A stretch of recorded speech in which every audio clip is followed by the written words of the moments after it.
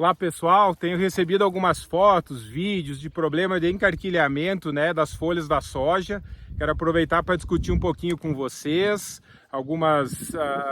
como que é a sintomatologia dessa problemática, né, que não é recente, ela está aí há um bom tempo já, mas ao longo das últimas 4 safras, né, ela tem deixado de ser uma curiosidade para ser uma preocupação.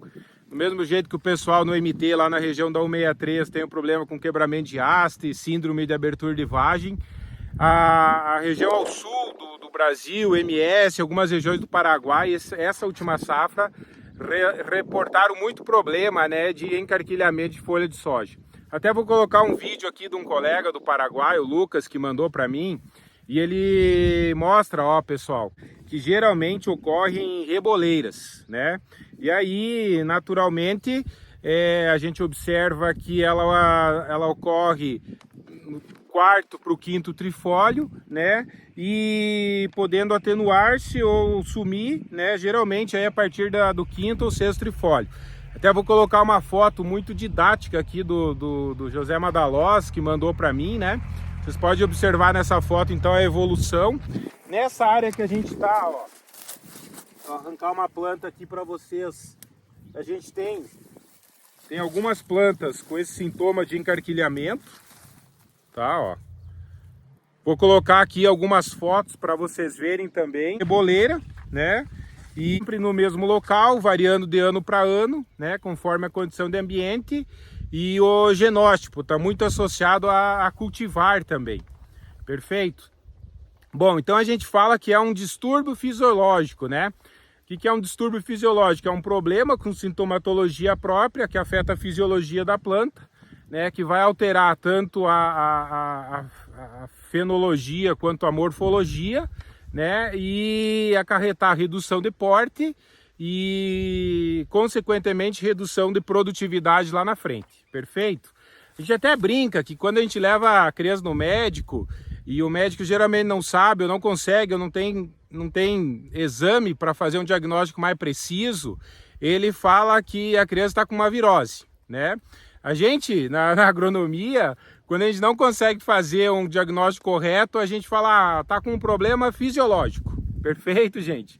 Então, o problema é qual que é o gatilho que está afetando, né, que está desencadeando esse processo fisiológico, né? Pode ser tanto um problema biótico, né, com um ataque de praga, assim por diante, quanto abiótico, condição de ambiente, solo e assim por diante.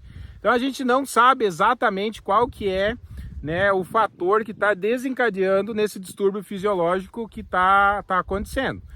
Mas assim, ó, fazendo o diagnóstico, a gente pode descartar alguns problemas. Por exemplo, as pessoas falam, é excesso de manganês, região de área que problema de alagamento, compactado, excesso de manganês. Bom, a gente percebe que mesmo em áreas com menor teor, a gente tem problema do encarquilhamento. Aí o pessoal fala, meristema apical, encarquilhamento e deficiência de boro. A gente percebe que mesmo em áreas com alto teor de boro ou com correção de boro, a gente continua a ter nessas manchas aí com encarquilhamento de folha. Perfeito, pessoal? Então a gente ainda descarta outros problemas, por exemplo, trips, né? Por exemplo, nematóide, não tem relação. Perfeito? Vamos pensar ainda junto aqui, colocar algumas fotos para vocês verem os sintomas, né?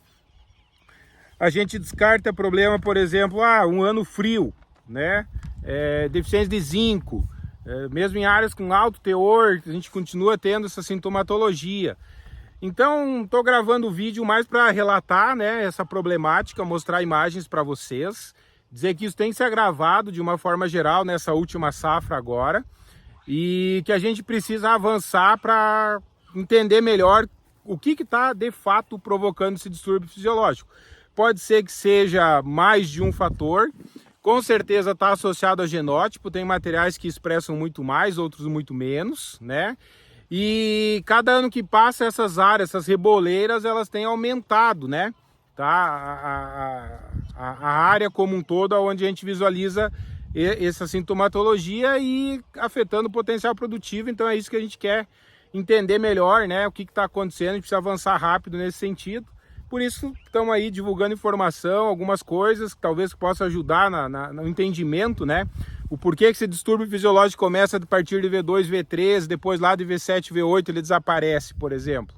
Uma coisa que a gente tem que buscar entender um pouco melhor, e a contribuição de vocês pode nos ajudar a seguir, encontrar um caminho, uma resposta melhor, tá bom? Então relata seu problema, como foi, a gente segue discutindo, avançando aí para entender melhor esse cenário que a gente está posto aí, tá bom, pessoal? Obrigado pela atenção, um abraço a todos, valeu!